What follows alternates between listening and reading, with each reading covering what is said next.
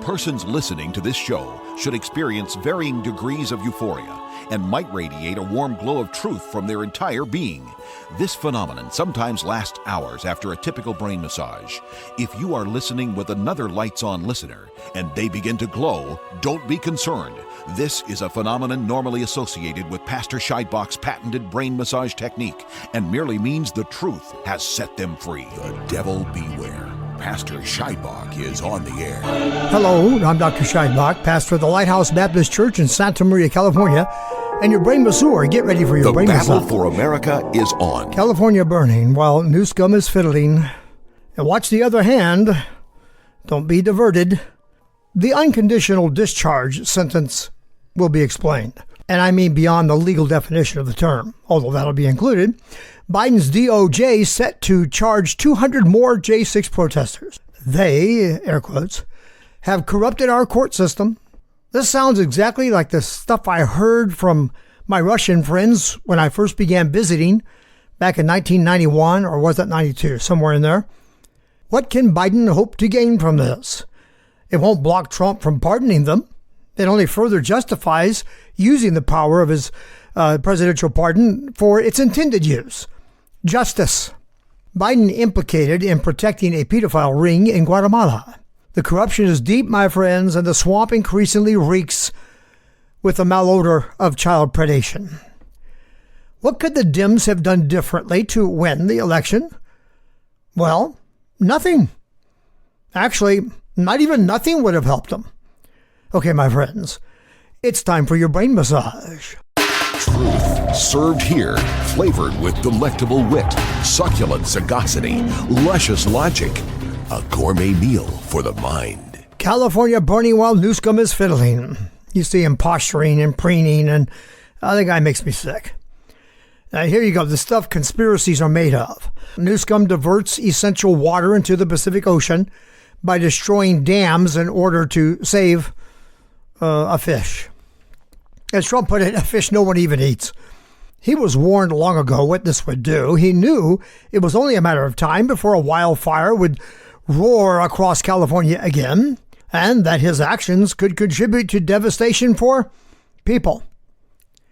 Los Angeles ships off critical firefighting equipment to the Ukraine, and their mayor is conveniently MIA on some junket to Africa. And then what, after a 17-hour flight home, she meets reporters totally unprepared to offer any statement at all. I've taken long flights. You can get some work done on the plane. She just stands there like an idiot staring. Of course, the reporter asked some of the stupidest questions imaginable, but still, she should have been prepared. Newscomb was apprised of the importance of fire mitigation for our forests and refused to release the money allocated for fire prevention to clean up the flammable debris on wooded properties. I mean, the forests under the maintenance and supervision of Governor Newscomb. The buck really stops there. This is a virtual feeding trough for conspiracy theories. Was this a planned burn? I think that should be investigated. At least they are consistent. Biden sends billions with the help of Mike Johnson, by the way, to Ukraine while ignoring victims of Hurricane Helene without the assistance of Johnson, by the way. And now the ravaging Newscomb fires exacerbated by a man who has demonstrated he is deaf to the voice of the people and minutely focused on minutia. Nonsense. While ignoring the flaming gorilla walking through California, leaving entire cities in ashes. Well, you have to know something about the invisible gorilla selective attention test to understand that, and I've got a link here for you to look at. Is it stupidity, insanity, both, or is it just, more simple than that? Pure evil. A disregard for the people he serves in deference to woke ideology. Yeah, woke, right. More like walking zombies whose mind is inflamed with a craving for death. Indeed, DEI is DIE. Thank you for that meme, whoever put it out there. What do you bet whoever came up with that at first laid it out, diversity, inclusion, and equity? But someone noticed, wait, well, hold on, that spells die. Change it to, diversity, equity, and inclusion. Anyway, like the enemy they serve, who comes only to steal, destroy, and kill. All of these people, all of the policies they advance result in theft, in death, and in destruction. 5 deaths so far in this one. Remember when California voted that this state would recognize marriage as being between one man and one woman? Then Mayor of San Francisco, Newsom, went directly to the registrar's office and began personally presiding over the distribution of marriage certificates to homosexual couples, in direct, in-your-face defiance of the voters of California. But Trump and MAGA showed us how. We're going to overwhelm their thieving of our elections. When California voted to fund the building of more dams because they are needed to avoid situations like this, when firefighters hook up to a fire hydrant and can't get enough water to fill their hoses, so they end up standing, I feel so bad for them, standing there helpless watching an apartment complex burn to the ground and they could do nothing. That's not a local problem. That's a state problem. That's your problem, Mr. Newsom. So the California voter sends an order to Sacramento saying, build more dams, and the arrogant bully autocrat Newsom does the exact opposite and destroys 4 dams. This goes on and on. We're being bullied by this man. Until Californians go all MAGA and throw this bum out, we can expect nothing but more of the same. We need to get California back into the hands of common sense leadership. No more nonsense. It's not working for California. He's working for the woke money that's out there in the pockets of the elites and the perverts, many of whose houses are now in ashes. I wonder what they're going to think about you now, fella. Maybe this will at least serve as a wake-up call to those who support these ridiculous, nonsensical policies and programs that, frankly, never touch them, right? I mean, tax increases, price increases, burdensome grocery and energy costs. They don't feel any of that. These things are driven by nonsense policies like refusing to arrest and prosecute theft from stores under, what was it, $975? Something like that. It's nonsense. These people have abandoned common sense in favor of nonsense, and it's beginning to kill us. It's destroying our state, my friend. I'm done with this. And listen, no one from Washington is going to come to save us. We are going to have to stand up to these bullies and take our state out of their power. Have you ever taken the selective attention test? You can see the phenomenon of the invisible gorilla here in this link. The idea is that when you selectively concentrate your focus on something, you can miss something glaringly obvious standing right in front of you, like a gorilla walking across the stage. These guys are so focused on nonsense, they lose sight of all common sense. They can't see what is directly in front of them. Focused on minutia, they can't see the gorilla. But this is insidious. The effect costs lives and destroys property. Like the horrible mutilation of children to serve some perverted agenda to deny God through denying nature. Like being so focused on manufactured grievances of people who are sick that can't or won't recognize that God made man male and female and endowed man with inalienable rights, that it's possible to give any group special rights without infringing on the rights of others. They completely can't see that. This evil business of concentrating on nonsense, like letting biological men participate in female sports, it's all just plain stupid. And I mean that by the actual meaning of the word. Folks, it's nonsense. And letting evil deceivers who are focused on their nonsense is now costing lives and billions of dollars in damage. People are dying while these crazy people ignore what they are supposed to be doing and concentrate all of their energy and actions on DEI hires instead of making sure we have firemen that can carry someone out of a burning house. And no, you moronic, just because somebody finds himself in a burning building and stuck and needs to be carried out doesn't mean he got himself in a bad place. Really, the truth is, you and your policies put him there.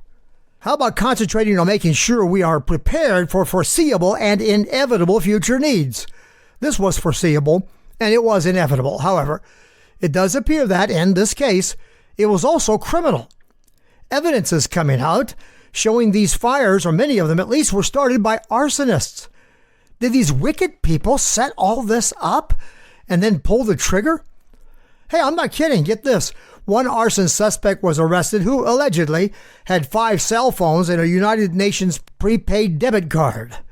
Now, apparently, that report came from some of the citizens who intervened to detain him, I guess, till the police arrived, because it's not been corroborated by any identified witness, nor by the police.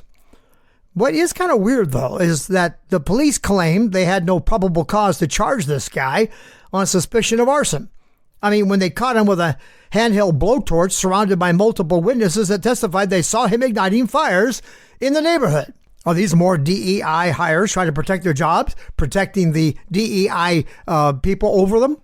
Witnesses testified that when they tried to stop him, he protested, repeating that he had to do this, that he was going to do this.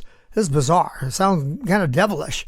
I understand he's a homeless person around there, although of course, some of these stories take time to develop. We're just as first blush and all this stuff, just keeping you up to speed. Anyway, these crazy people get zeroed in on some very small grievance group and pat themselves on the back for standing up for the little guy. So anyway, picking a target victim group and then exaggerating their claims and giving them a kind of victim status, when really, you talk about the LGBTQ thing, these people are just very confused and they're perverse and they need help. But just like what they're doing with the pedophilia thing, trying to transform it into a victim group, saying that they are merely minor attracted persons who need to be accepted and understood. I'm done with this. God help us. We've got to stop this nonsense. This train wreck it's happening. And lives are being ruined and wrecked by it. So that's what you might call the frontal attack. The attack from within is more devious, to entrap or bait pedophiles into their control and then elevate them into positions of power in our government or influence in our culture to work toward destroying America as founded and corrupting our culture until God himself decides to throw his fist at it. So I'm just saying, watch the other hand. They wanted to make Palisades and the LA area into a model of what they call a smart city. Palisades is clearly the focal point of these fires, and Klaus Schwab has targeted LA to be one of his globalist smart cities. It's a whole lot easier to build on bare ground than it is to try to build around existing structures. This was a totally preventable fire, even if it was started by an army of arsonists. If the infrastructure to respond to this fire had been in place, it could not have gone into wildfire status. There had to be some serious high-level coordination to pull this off. I mean, unless this was the opening salvo of divine wrath falling upon L.A., a.k.a. Sodom, for its gross iniquity and deep undercover child predation. I'm not sure what to make of all this just yet. Is God burning out the underbrush of deep porn in California? L.A. seems to be its capital. Many people do not understand divine judgment. So I'm going to address this issue Sunday morning in my pulpit at Lighthouse Baptist Church. And you'll be surprised at some of the insights that are presented. That's 1310 West Beta-Aravia Road in Santa Maria, California. Now, what about the sentencing of President-elect Trump? I think I'm going to have to hold that for the second segment. Hold on, my friends. I'll be right back. They're back. That devilish manufactured disease. And they're already talking about forcing us to strap those dirty face diapers on our faces. If you believe in informed consent, here is the book that will help you. Let My People Breathe. Unmasking the Mask Controversy with Science and Scripture by medical professional Sarah Green, certified physician assistant, and theologian Dr. Jerry Scheidbach. Available wherever you buy your books. The devil beware.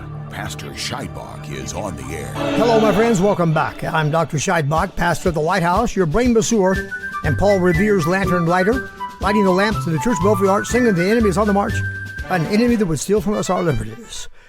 I'm feeling a little puny, you might have noticed in the last segment, but I am getting much, much better. Thanks to all of you who have been praying for me. I appreciate it. Now, what about the sentencing of President-elect Trump? His legal team did everything they could to help this court make it right and save themselves from the embarrassment that's coming, or perhaps from the divine wrath that's falling. Injustice is something God frowns upon. First, what is an unconditional discharge? Simply, it means the person charged is found guilty, but the court does not impose any penalties. This is something usually reserved for cases where the prosecution sees no point in penalties, either because of the nature of the charges, perhaps they're insufficient to warrant any, or because some other mitigating circumstance makes charges either moot, unnecessary, or just inappropriate. And actually, so far as I can find, Mershon did not explain the basis for his sentence. And given that his intentions were floated in public in advance of the sentencing, I think he was sending the message to all interested, mission accomplished. We got what we set out to get. We got what Bragg wanted, and completely satisfied the purpose of the prosecution in the first place. And it's all they expected to get out of it, by the way. They know it's all going to get overturned, but they wanted this, to hang a felony charge on Trump before he takes office in January 20, because they are legalists. They consider getting a conviction is de facto guilt. It's their de jure entitlement to insist he's guilty because he was convicted. You see, a court said so, so therefore. But there are a whole lot of Americans who see right through this nonsense. We believe in real justice, honest proceedings, and that's not what we saw here. And such an egregious effrontery to justice cannot long be ignored by God, and the American people watch this charade, and they know it's bogus, so they're just ignoring it. All it does is make them feel good. I've read the sentence, by the way, and in my opinion, it's a carefully constructed lie. You understand this case, right? Here's a Cliff's Notes version. And by the way, I have a link here where you will find, I think, the most authoritative and concise explanation I have found available. I'll summarize it for you right now. A.G. Bragg, as Attorney General Bragg, pressed a charge for an action that was beyond the statute of limitations. In other words, even if the deed was a crime, and it wasn't, but if it was a misdemeanor and beyond the reach of the law. Second, Bragg manufactured a crime to fit the deed. Now get that? I mean, he crafted a law to make something illegal that had never been tried in any court ever. Now, how safe do you feel knowing this power is in the hands of these evil and wicked people who could very easily construct a narrative in which you are tried as a insurrectionist or as a terrorist? Think about this is very serious. Third, he manipulated the law to transform a misdemeanor into not only one but dozens of felonies out of nothing, ex nihilo, in order to try Trump for a felony offense. It is highly unlikely the SCOTUS would allow the felony charge to stand when the misdemeanor charge underlying it was neither charged nor tried. And that is because it was beyond the statute of limitations. And by the way, this has never been done before. This is Bragg's invention here. And fourth, where was the crime? Even if Bragg could defend the argument that because Trump recorded his payment to his lawyer, scumbag Cohen, as legal fees without the footnote to pay hush money to the whore Stormy, that's what they were. That's what he's accused of. And because he didn't add that little footnote on it, he must have done this with the intent to hide it from who? What, from Bragg? And Cohen could be intimidated into claiming it was to reimburse him for paying hush money to Stormy. So what's this precedent establish? You're going to have to add to every note of a payment to your lawyer what the lawyer specifically, the details of what the lawyer did for the payment. This is nonsense. And I'm sure you understand that while I don't think Trump was privy to any hush money paid to that whore, nevertheless, paying hush money to avert a scandal and even subtly avoiding documenting the fact in your records is not a crime. And by the way, I think it's arguable that Stormy fits a biblical definition of this word. All right? I'm just saying. Especially if she accepted hush money to be quiet. Okay? Anyway, paying hush money is not a crime unless you want to round up all the hush money Congress paid out. $17 million is the more conservative estimate, over $200 million by others. Again, yeah, Congress does this all the time. It's nonsense getting in the way of common sense. So the rationale motivating the convoluted legal quagmire Bragg has created here, like quicksand about to swallow him, it has to be something completely unrelated to anything like the pursuit of justice. It is exactly what Trump has said it has been. The pursuit of a political opponent who is more than merely a threat to their current hold on power. They've already lost that. This is far more perilous. It's the threat of being found out. It's the threat of them ending up on the other side of the justice system with the sword in the hands of the righteous and reasonable, as opposed to, as it is now, in the hands of the unreasonable and wicked. Friend, if there was ever a rigged trial, this was it. And as for fallout, well, the only use they could have made of this might have been to push forward the Raskin plan. Remember, he told us they would deny certification on the grounds that Trump is a convicted felon, where they would invoke the third clause of the 14th Amendment, which prohibits persons convicted of insurrection. Oh, wait. No, it wouldn't have even worked for that. You see, this case wouldn't serve for that. But that was the Jack Smith angle. And it went poof, disappeared like the smoldering Los Angeles smoke they're trying to use to cover the culpability of Newscomb and these other people. Okay, anyway. So what are they trying to do here? There does not seem to be any procedural mechanism available to use this to interfere with the inauguration. Perhaps they are setting up to pursue an impeachment later. Or maybe it's what Bongino said. Their ultimate objective is to destroy the legal system in America. Now, Bongino gave that to them. He said, yeah, okay, so you've accomplished destroying the legal system in America. But he followed that with an acknowledgement that it will be a short-lived victory, a Pyrrhic one at that. The cost will far exceed any benefit. Once again, focused on minor, unsubstantial objectives, giving their side a talking point. That's what this was all about. Trump's a convicted felon. Oh boy, we get to say that? When just like everything else they've tried to use to break his connection with his base, Hitler, mean, racist, even supremacist, despiser of our military, all this nonsense. It was all lies. We saw through it then. We're going to see through it now. We've seen through all of this. This is the sheerest and thinnest fog job yet. The only people this scores any points with are the same drab, fading losers that have been driving all this nonsense against common sense. And listen, it only deepens our love and respect for Trump. You can't paint Trump with your lies to deceive our eyes.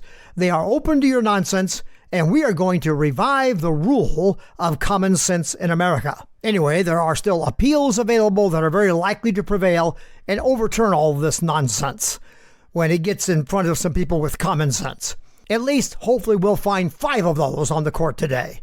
Depending on how that plays out, even if Phony Coney and Rotten Roberts join the devils and come down on the side of gross injustice on this one, and I really don't think either of them is that far gone. I think what we are going to see, ultimately, is the incredible resilience of America under God. Not even the SCOTUS can overcome the will of the people. So pray the gospel will prevail to salt this land and give it light, because when that's gone, it's over. I think we're all headed toward the ultimate repudiation of Obama's agenda to transform America. The final chapter, at least in the Obama-Alinsky, Hillary et al. Playbook to defeat America and fold her into a globalist state under the power of Satan worshipers. Yeah. The final chapter is going to be written by MAGA, with the swamp drained and America rising like the phoenix, victorious over all evil's effort to destroy her. So take heart, but keep watch. Don't forget to see the gorilla in the other end. Is democratic transition of power a ruse? The LA fire and the sentencing? Are these all tactics to divert us from being laser focused on getting justice on behalf of the J6 political prisoners and allowing them to continue hiding their pedo enterprise? Okay, let's wrap it up. Biden's Department of Justice is set to charge another 200 J6 protesters.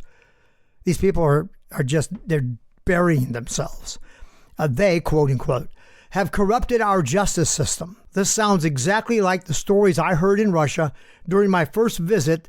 I think it was 1992. Listen, folks, none of these things change anything for them unless they succeed at wearing us out and giving up on bringing them to judgment, a judgment that's needed to restore the integrity of truth, justice, and the America as founded way.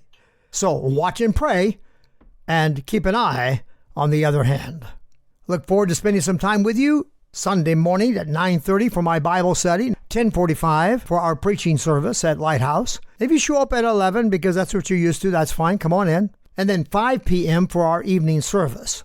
Now, Sunday morning, I'm going to be talking about a correct and biblical understanding of divine judgment, why it sometimes tarries, and what has to happen in order for it to be released.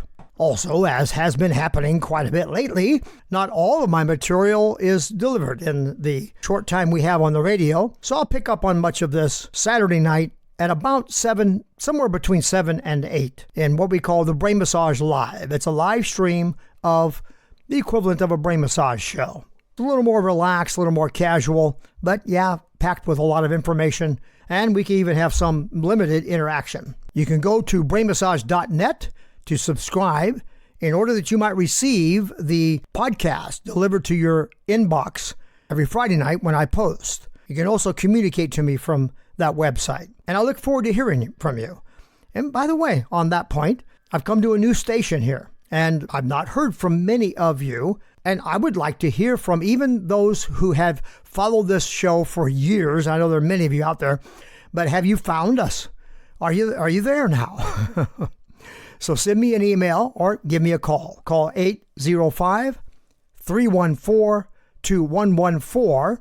And for everyone who calls as a kind of Happy New Year gift, I'm going to send to you a free copy of my book, God's War. Now, that's a very big prize. You know, that book is like $42 retail. I think it's on sale usually for somewhere in the area of $20 to $25. And it's a hardback, and it's a valuable prize. So when you call, if you'll leave an address where I can send it and tell me, you know, that you listen to this broadcast and mention broadcast number 1020. That's important. Broadcast number 1020. Then I'll send you that book for free. I will cover the shipping for anybody who calls with an address within the continental United States. Otherwise, I will have to ask for some help with the shipping. But please call. I would love to send that book to you as a way to get your year started off in the right direction. God bless you, my dear friends. God bless America. And I'll see you in church. The spirit of Antichrist is rising. Christians are the most persecuted group in the world today. And Antichrist sentiment is rising in America too. But remember, when the enemy comes in like a flood, the Spirit of the Lord raises a banner against him. The Spirit of Jesus Christ in us is greater than the spirit of Antichrist in the world. But believers don't understand the ways of the kingdom of God. Jerry's new book teaches you how to wrestle against the principalities and powers that have risen against Christ in America today. Get God's War. Does it seem to you that Satan is getting the upper hand in your life, your home, your church, and in our nation? How can this be? The Bible says, "Greater is he that is in you than he that is in the world," right? Jesus warned us that we would face devils that can only be overcome by prayer and fasting. God's War. 2020.com. Your next brain massage is scheduled for Saturday at 12 noon and Sunday at 7 a.m.